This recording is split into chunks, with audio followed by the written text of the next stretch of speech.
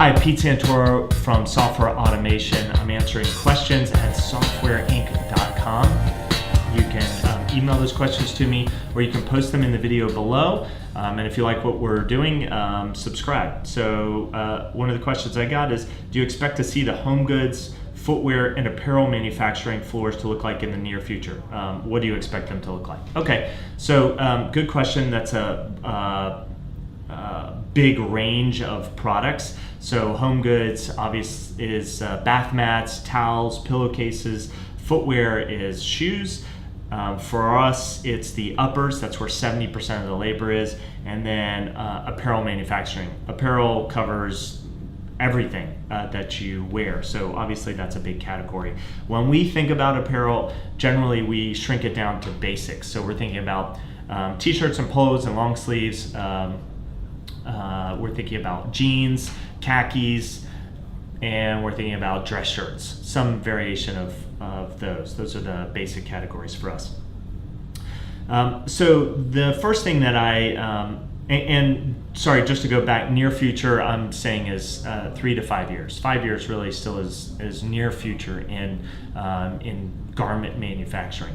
So I really see three things. The first is more vertical. The second is more automation, integrated automation, IoT 4.0, Internet of Things, all of those monikers. I'll explain that. And the third is more reshoring of basics.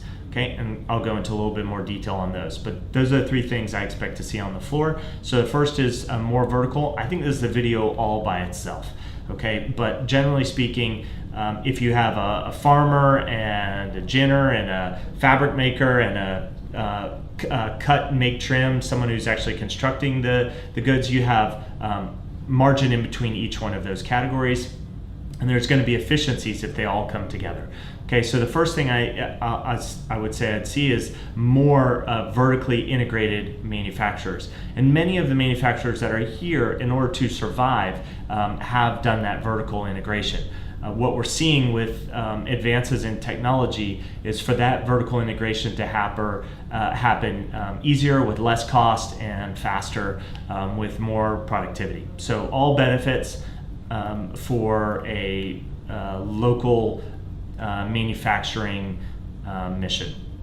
Second is more automation. So more automation is obviously very generic, but what we're seeing is a more autonomous automation. So things that can work by themselves without labor managing it, without workers managing each individual operation. In the past, automation in apparel has been semi-automation. There's always been someone who has to feed the good. If you do that here in the US, it won't survive.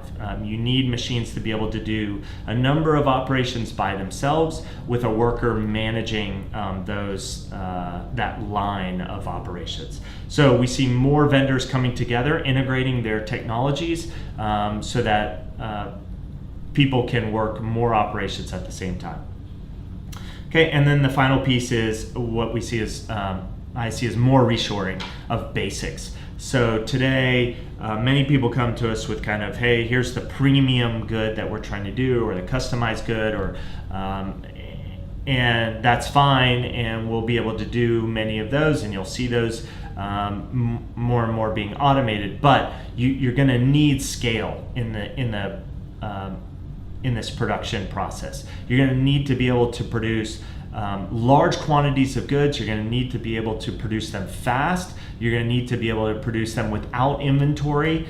You're going to need to be able to customize them. Okay, so we really need to build capacity in our production. And the way to do that, you can't build capacity only for the premiums and then suddenly not be able to fill the capacity and everything stands idle. So we need the basics in order to be able to fill the production capacity, start paying the machinery off, and then we can start adding the premium products. And this isn't really unlike a t-shirt manufacturer starting today in the US. they're going to do a deal with a wholesaler or a distributor in order to take capacity off their hands so they can build muscle memory. And the US needs to build muscle memory in its manufacturing capability before just singling out and targeting a one specific kind of premium product. So thanks. If you like this, subscribe down below. You can also post your questions down below. And if you have additional questions, you can send them to questions@softwareinc.com, and we're happy to